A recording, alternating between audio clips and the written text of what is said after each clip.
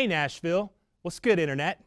We're back with another episode of Soundcheck, the show that encourages you to listen outside the lines. This is the place to be if you want to hear new music and in-depth interviews with the people who make that music. I'm your host, Brandon Delacruz, and we have an amazing show for you. Butthole are here, and before we talk to them, they're going to play a song for us. Here they are with When Will You Come?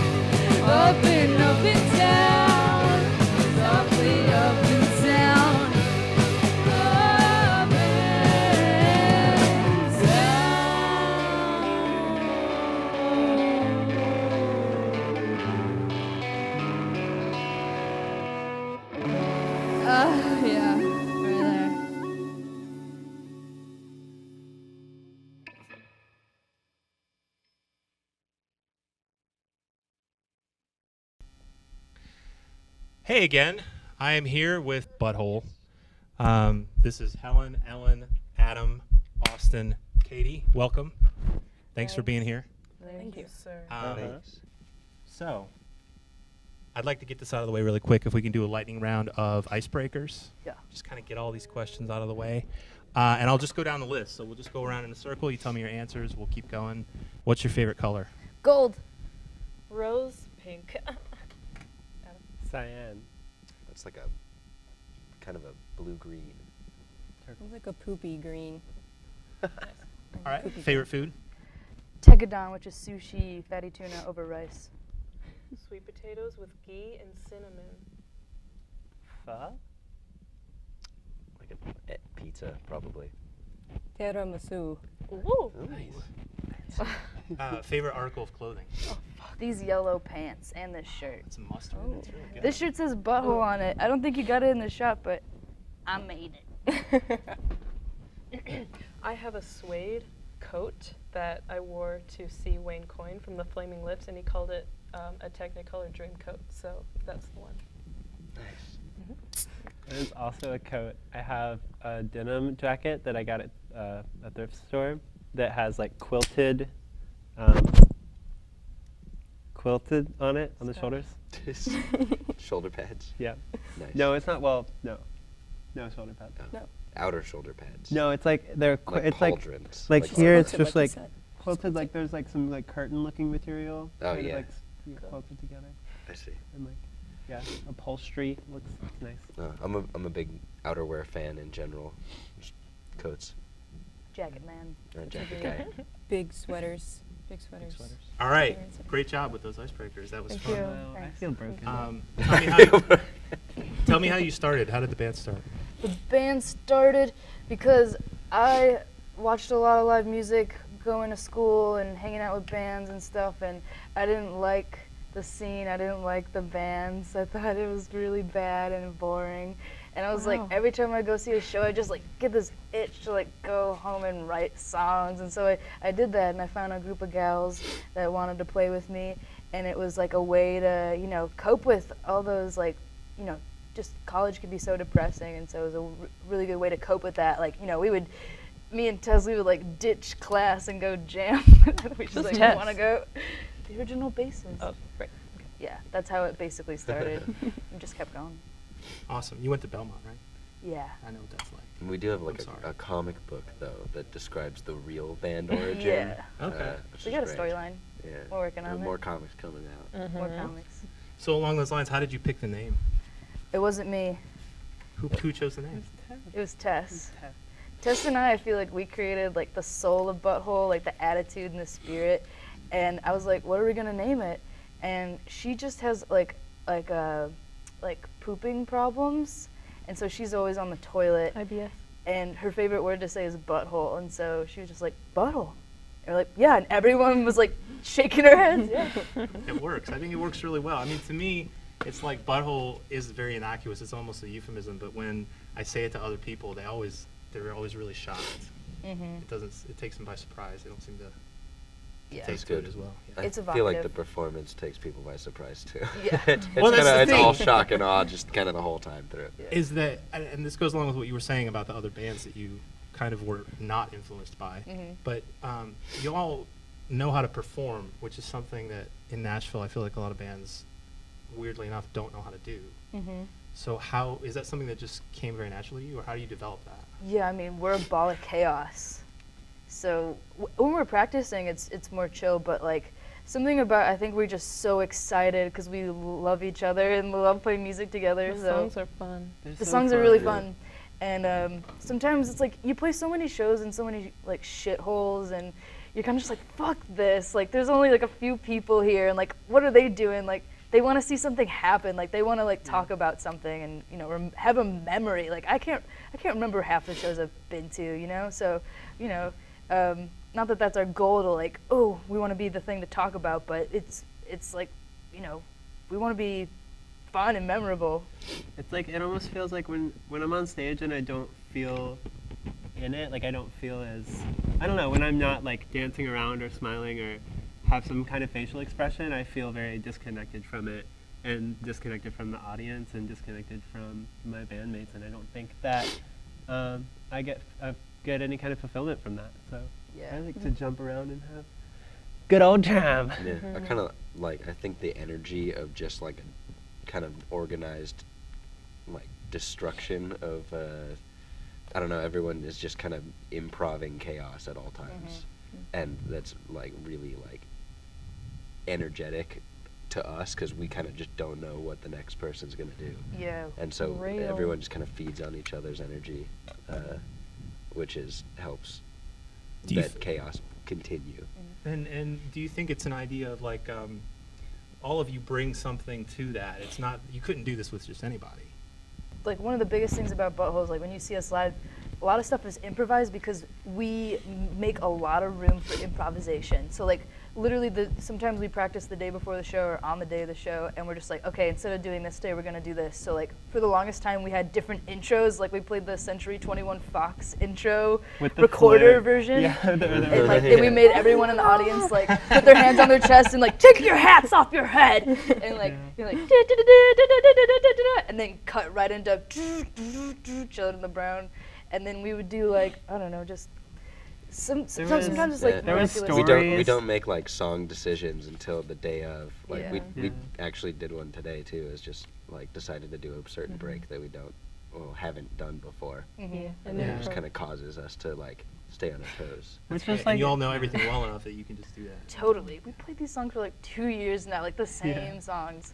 And but yeah, that's solo. That was the first time I've ever done that. Like it was originally before that, it was like a story about me going to the grocery store and buying a cucumber and like be like, oh, this will fit inside of me or my girlfriend, and like then like going home and laying on the bed and being like, Ellen, can you get this cucumber? And she being like, why, are you hungry? And before that too, it was just the It chorus just- yeah, repeated repeat. again. Yeah. But like making It room. changed when we did the acoustic version. It's Yeah. just I think the real thing is like we find or not the real thing, but one of the things is that we find a way to like make it work when we need to compensate for something. Like if there's like something that happens like the day of or something that we have to like kind of overcome a little bit, like that helps us.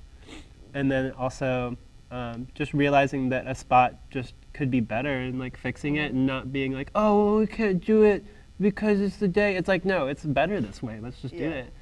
Like It's fun. we know we can play it. We played it. We just did it. Like Yeah. all of our songs have been like refleshed out, like, and we even have different people singing different songs now. Yeah, and like stuff. no two shows are the same. No. It's great. And I first saw you about a year ago, I think, is the first time I saw you guys play. Riot Fest?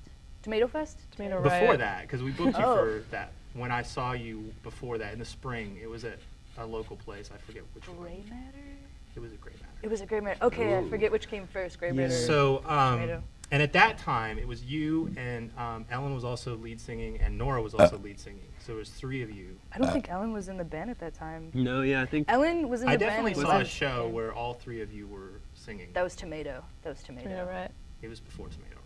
I promise. well then tomato Anyway, must have been We've done a before lot of Gray Matter. band changes. Yeah. Yeah, and that's my point. Is that at that time I remember it was really what was really interesting to me is that you had three different singers who all sang in different styles. Yeah. And so every time the singer would switch, the band style would switch. And then since then, you've gone through some lineup changes, and now we've got Katie, Yep, Katie's brand new. who's brand new. Spank. How did you end up in the band? I just binged. Because let me tell you a story about this. Is that when I heard that Nora was leaving, I actually begged Helen to let me audition. It was very sad and pathetic. I was just like, please let me try out. And she was like, no, we've got somebody already. But Sorry. I didn't wanna Now tell that you makes me no. really sad. But, no, it's but fine. It's fine. well, we already had Katie lined up, and I was like, oh, I don't want to say no to Brandon, but I'll say that we had Katie lined up. Yeah. No, but you're doing a great job. It's- Thank you. It's good. Thank you. So, but you're not singing. I'm Oh, not. You're not. So that's my could. question: is as you go along and as these songs, and when When? Nora left, like how are you going to handle the fact that she sang a lot of those songs? Haven't dealt with it yet. We've been playing a couple of newer songs to like make our set the same length, and but I think we're retiring. Take Care is one of the songs, cause like damn, like just I've heard that song so many times with her singing it just like makes me cry so many times. I couldn't ever like Nobody achieve can that. sing that like her. And then Proud of You is gonna be a tough one, but I think we'll be able to bring it back one of these days. Yeah. Cause it's a That one's I love a amazing, solo. but it was so much of her, Yeah. and that was the one with the story in Yeah. the middle, right? Yeah. Okay, yeah. That And- song always had a story in the middle of it. Even before Nora was in the band, the Oh, okay. original lead singer Audrey, she wrote like this whole like paper long thing of just like talking about her boyfriend or her Talking ex-boyfriend to at her. the time. It was really cool. Gave me the chills when I would hear it. Yeah, Ellen was in the audience the first Butthole show we played. Same. Same like first three.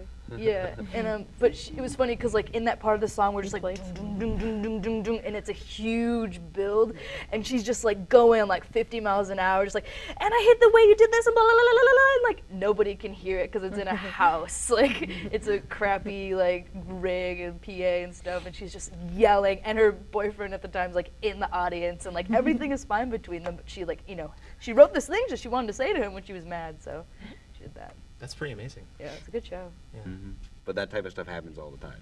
Yeah, I think like before Nora left, I sat with her for a day, I believe, and she went over parts with me.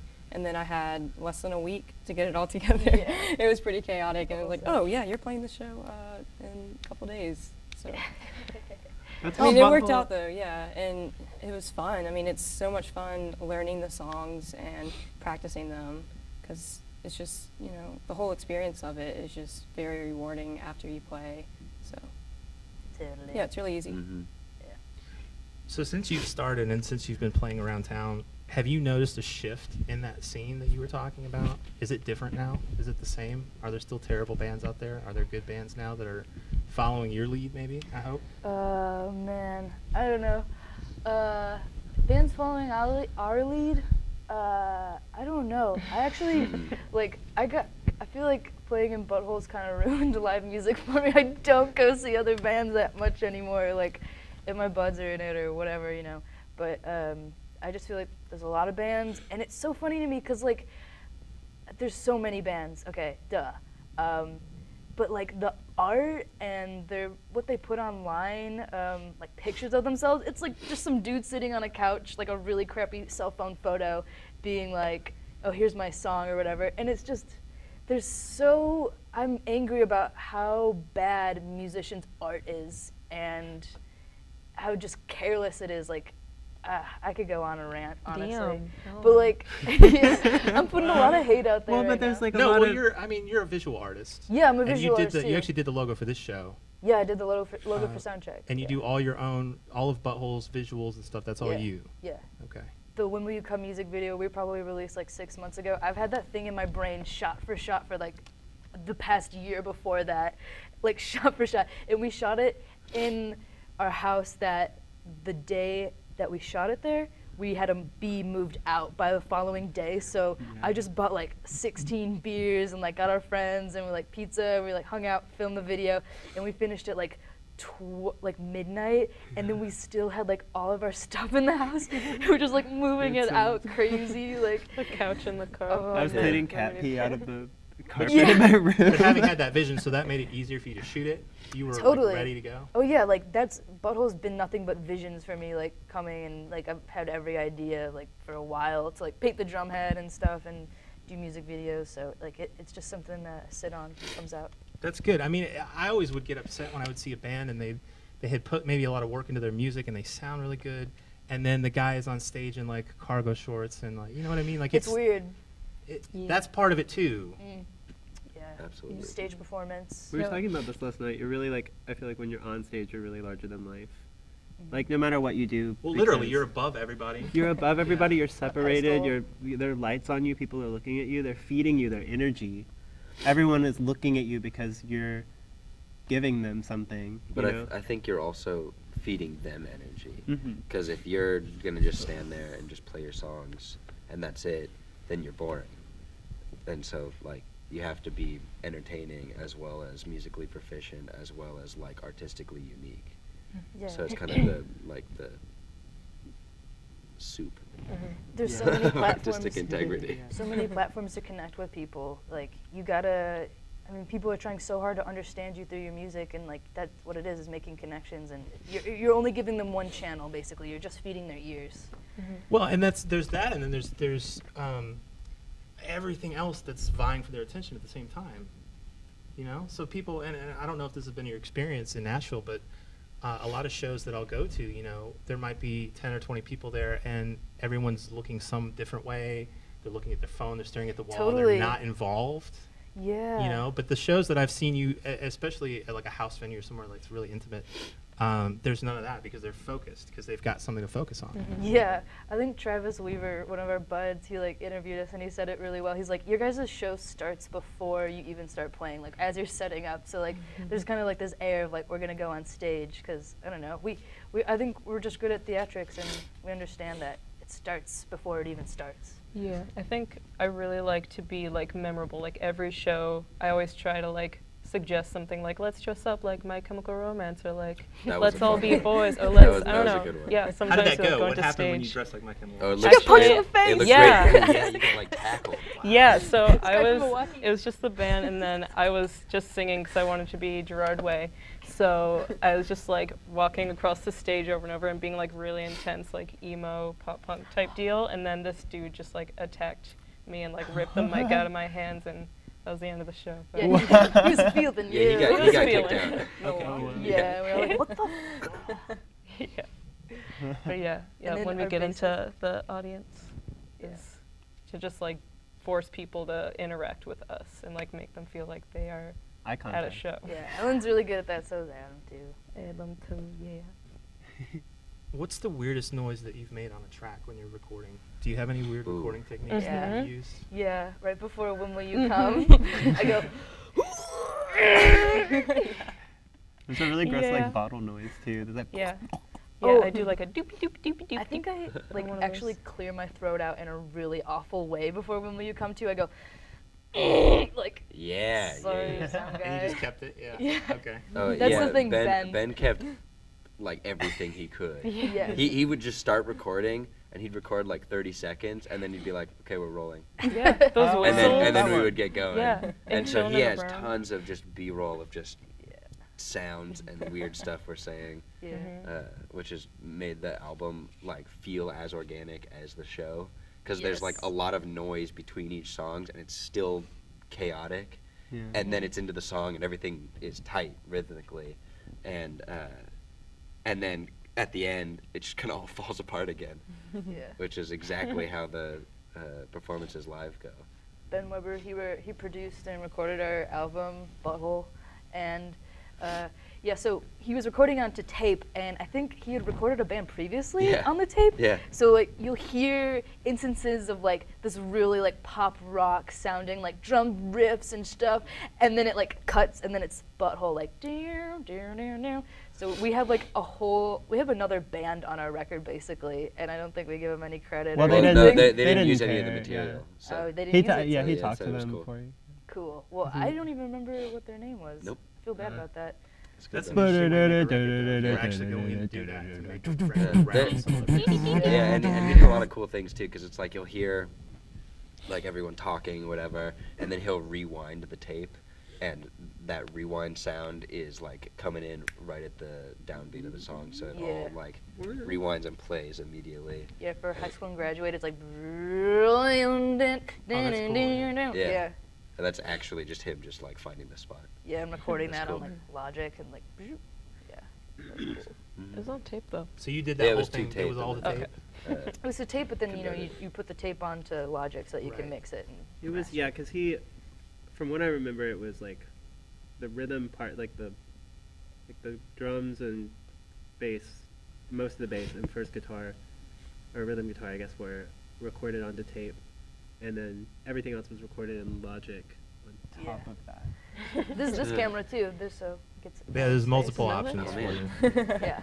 Great Oh, angles. I like talking to the group though. But Yeah. yeah. Part So- of it. Man. But also like even more about kind of the chaotic energy is because Helen and I went in there the first day of tracking, and we we tracked the entire album in like 4 hours. Yeah. Seriously. Yeah, like we basically did one take for every song except for one of the songs that we played.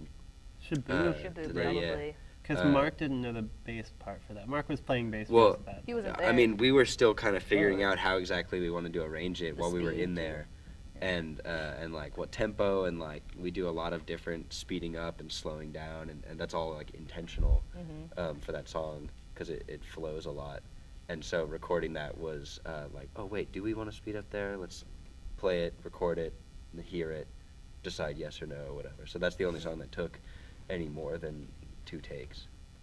We recorded in like a straight up dungeon. Like we were in a second garage, and that thing was just like full of crap, like candy from Easter. I was just like finding all this candy and like tasting it, see if it was good. And like the room we recorded in had bottle caps everywhere, wires, everything, shag carpet, like crazy drawings on the walls. And we're like, this is the most butthole thing. we It could was a possibly-" butthole. We were in a Yeah, we were butthole totally recording. butthole. Ben even said before we had tracked, he's like, I'm gonna try and get them to change their name. Like I don't think Butthole's a very good name. Yeah. And then after we were done tracking, he's like, man, that's the perfect fucking name. He was like, I get it now. You've converted me. I remember That's like funny. like my parts on that album. I didn't even know most of my parts before I recorded Yeah. them. Oh, There were man. so many parts that I was like, "This is what I've been doing. What do you think?" And you're like, "I've never heard that before." No, like we were playing so much. Yeah, I couldn't hear your keys at all for most of it. Yeah, I was trying not to, it's always hard to get your levels when you're like in the band. So like, yeah, it was fun. It was a lot of good stuff came of it. Like the Sheboo keyboard part. That song was pretty much like crafted in studio for the most part. Like hearing what you guys just said, and then like I didn't come up with that keys part until the day of, just because, or well, a little bit beforehand, but I really didn't know what I was gonna do. It's so cool. You're like, like that. When I heard that like in the mix, I was like, ooh, stanky. Because I wasn't even there when you recorded that with Ben, so I got an email and it updated, and I was like, oh, I'll listen to Sheboo. I listened the crap out of all of our songs in the car, just like, oh, it's so ready for this to blow up. Yeah. What do you want to do next? Tour. Travel. Yeah, we just haven't done that much, like getting out of town. Like we did a run We in last school summer. now. Yeah, they're about to leave school, Adam and Ellen, and yeah, we did a tour last year, or a run, and we went to. They just ran to every city. Yeah. It was exhausting. Marathon. It was a rock and roll marathon. My legs are still sore. Birmingham. We went to Tallahassee and Pensacola, and what was the last time? New Orleans, and that's where like I realized New Orleans is my favorite city, and it still is. Yeah, I've been there a couple of times since. Well, we played a really good show in Tallahassee. We did like Where'd you an play in outdoor- Tallahassee? It was like it was a house show, outdoor house show. It was Okay, cool yeah. at night, Yeah, like at midnight. That college by there. All those FSU. Yeah, kids, I went to school there actually. So. No way, man. Yeah. You bet you partied at this house. This was a party house. And like we got naked during our set. Well, mostly naked. We took off our everything except underwear and bras. It was fun. Yeah. But that's the only tour I've ever done or run. Gotta correct myself on that one. What's the difference between a tour and a run? Tour is at least 4 to 5 weeks. Is that right? And then Just runs like an anything in EPL between tweet, that. We've touched on this a little bit, but I want to get an answer from everybody. What What? do you have hobbies outside of music? What do you like to do? My work I love, and I'm a barista, and so making coffee is a huge passion of mine. I also really like to collage, so in my free time, I'll get together with a friend or have like art parties, and just whatever comes to mind, just lay it down on a piece of paper, and yeah, I like to collage a lot. Cool. Kinda Do you, just do for you ever myself. show it anywhere, or is it just for you? It's just for myself, really. Right now, I just keep like a little booklet, and yeah, I think it's fun, and it gets everyone together and working on something, just hanging out. Yeah. I pretty much just play music and work. That's all I have time for. And then I buy a lot of records, both new and old records. I have probably somewhere around 400 right now. What's the coolest one, or the like? I don't want to say best, but like the one that you're most proud of, like the score that you got. I just got an original pressing of In the Court of the Crimson King by King Crimson. I also have an original pressing of Bob Dylan's first record, not Freewheelin', but Before the one that. before that. Gotcha. Cool. So it's pretty cool stuff. I got that one for $1 too. $1? $1. Seriously? Mm-hmm. Not here. No, I got it from a person that I met who's just this old British dude who has thousands of records, and he's like, I just want to share the music, and he had me come over with a couple friends of mine, and That seems like a setup or something. no, Maybe and it he was totally just cool. yeah, I mean he was just selling us every record he had except for his personal collection for $1 each. Amazing. It was sweet. Adam, what about you? What are your hobbies? Well, I like to make music, but aside from that, I make music on. I like to make music, but aside from that, I like to. I do like so I'm in this band, and then I make music on my own, and Secret Brains. Secret Friends is what I go by. So secretfriendsmusic.bandcamp.com, and that's my thing where I have it. And I like to collage too, but I don't do it as much as Katie because I'm in school, but I'm about to graduate, so my life is going to change. A personal renaissance is dawning. And yeah, I'm a cat parent. I love my cat. I give her lots of medicine because she is old, and I love her. Jeez. She goes like, meow. It's really cute. I heard her do that. What's your once. cat's name? Grayton, like the beach.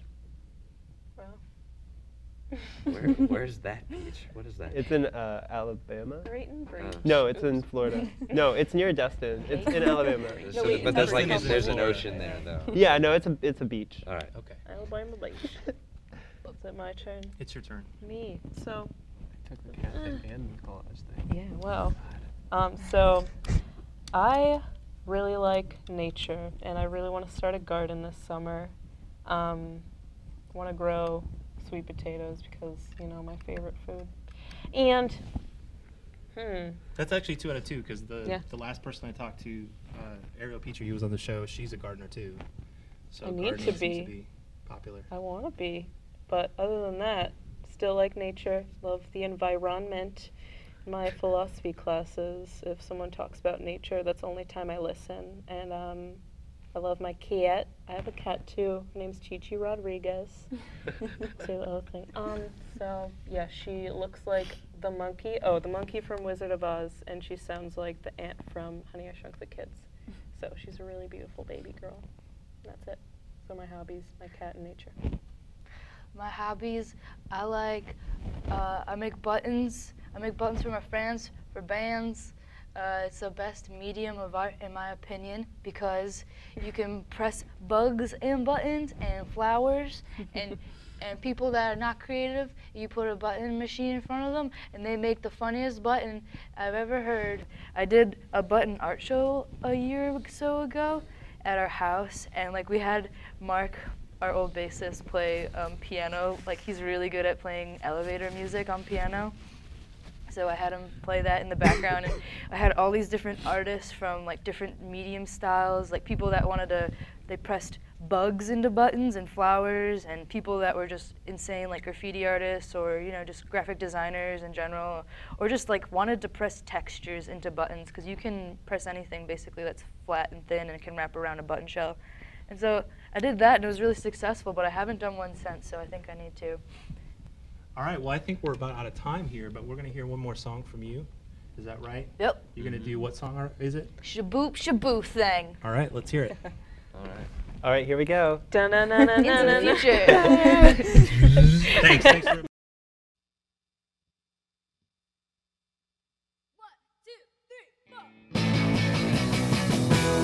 All you know is what I'm willing to show you. What hides behind this baby blues is giving me the shakes. You're at it again. 'Cause all the waiting's a test to find who comes out last. But I'm not losing to you.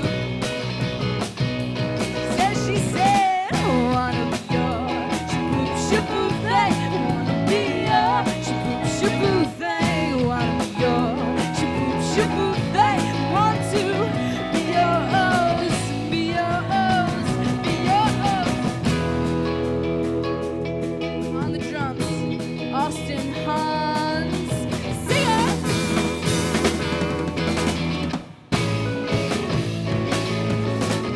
Don't tell me she's here, 'cause you know I can't seem to hear it in any other instance. I'm fearless, but my heart's not fucking around. And she said, I wanna be your Sheboo-Thang. I wanna be your Sheboo-Thang. I wanna be your Sheboo-Thang. I want to be yours. However frightening this might be, the sort of something